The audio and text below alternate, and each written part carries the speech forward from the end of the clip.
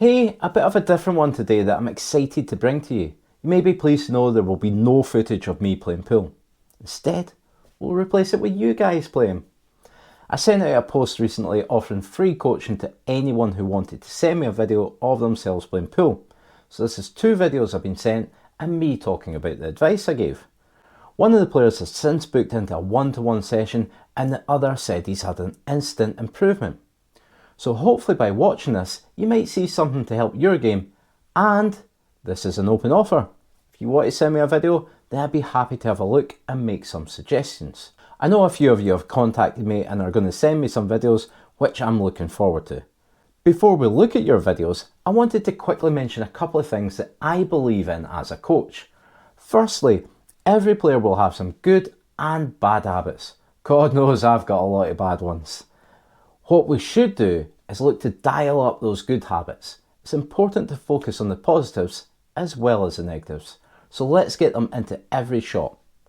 Secondly, you could probably find a flaw in the technique of every player in the world.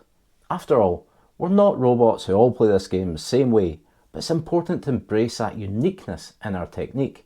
It's only a flaw if it affects the shot in a negative way. Most of these flaws are actually only cosmetic, and coaches at times feel the need to justify their job and so will try to fix them. I won't. And lastly, remember the first time you picked up a cue and tried to play a shot? Felt weird, right? You probably couldn't hold it properly, let alone make the cue ball go where you want. Well, if a coach suggests changing something in your technique, even adjusting something very slightly, you'll probably have that same feeling of strangeness again. It can be hard to start this game and even harder to change something that you've embedded in yourself. For that reason, I only ever tend to change one thing at a time, and sometimes you may need to be prepared for your performance to drop slightly before you see that improvement. Also, not every change will have an improvement. It's back to that thing that I said about flaws. Your flaws might be fine, so if you changed 2 things at the same time and saw a bit of improvement, then we wouldn't know what it was that improved things, would we? For example, let's say the brakes in your car felt a bit loose. You wouldn't automatically change the pads and the discs, would you? You would want to know which is worn and only change that. Anyway, hopefully that gives you a sense of how I approach things. Now let's get into the fun stuff. Let's start with Dave in this shot in particular. Did you notice anything on this shot?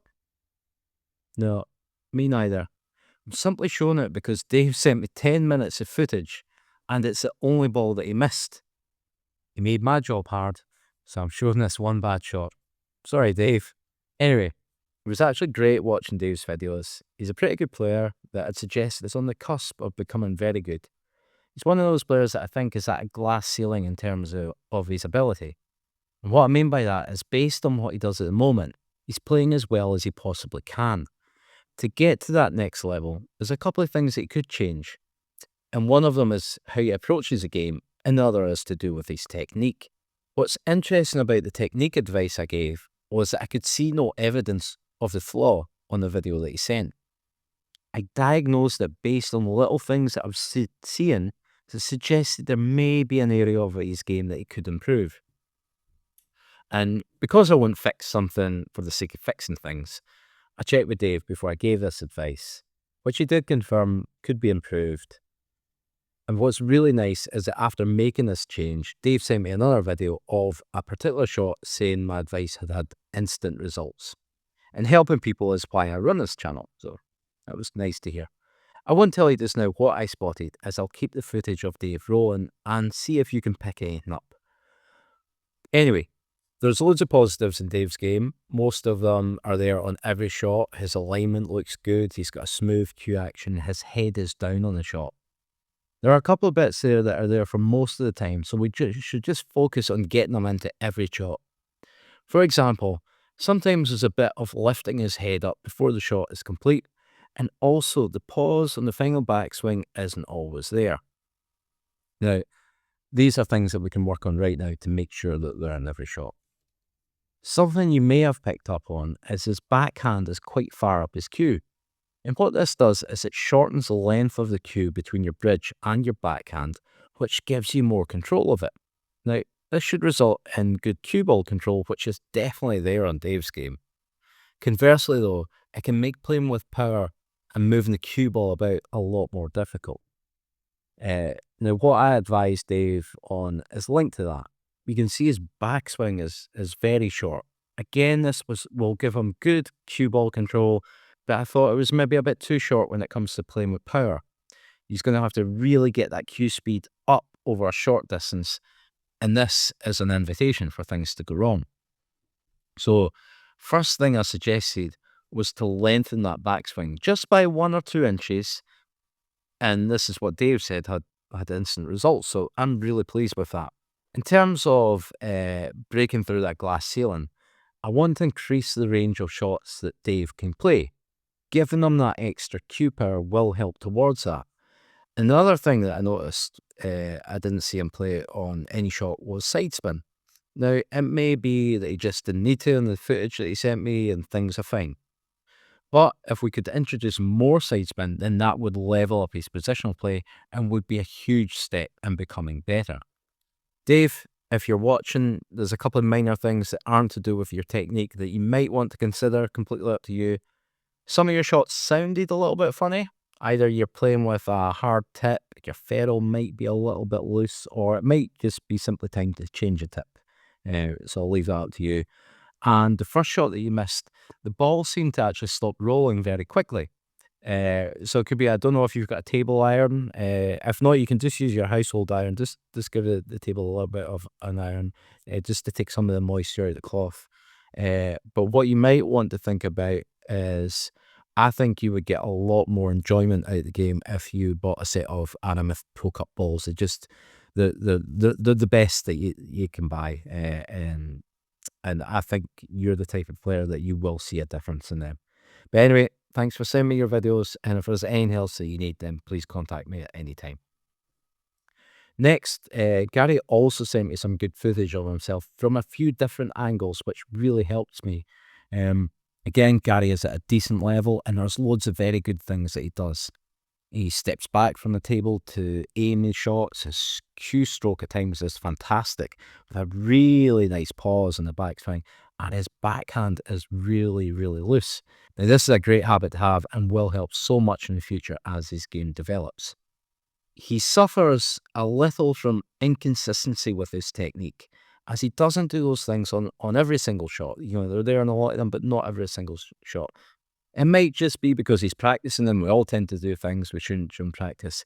So I did suggest focusing on all those things and getting them into every shot.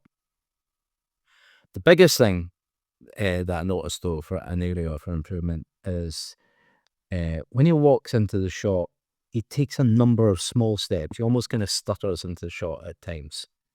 Fun fact for you, there was a snooker player called Fergal O'Brien who did the exact same thing. He took a few steps as he walked into the shot, and he earned the name Riverdance as a result of that. So just a little aside for you.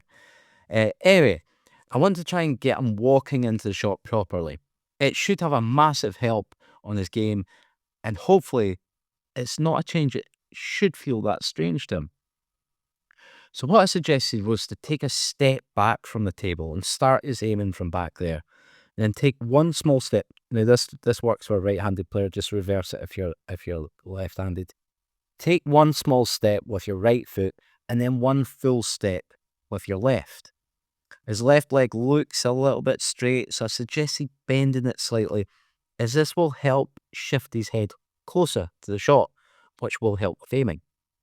His left arm is also very straight, so you could bend this slightly too, which will get him even closer to the shot. Obviously, the closer you are to the shot, probably the better your vision will be, but that's entirely optional, and I would focus on the walk-in first. The other big thing I noticed, which is similar to Dave, is his backhand is quite far down the cue. So it could result in similar issues that Dave has. However, Gary doesn't seem to have a short backstroke, and there's quite a lot of cue hanging over his bridge. Now, I might be wrong, but he possibly has quite a long cue. In the UK, they tend to be about 57 inches, but you do get some made up to about 60 inches. So I can't see any issues with it on first viewing, but as we go along, it'll be something that I'll keep an eye on and potentially look at after we've nailed down the walking into the shot. I mentioned the grip on both players there. If you want to know how to grip a cue properly and the massive improvement it can make to your game, then you'll want to check out this video now.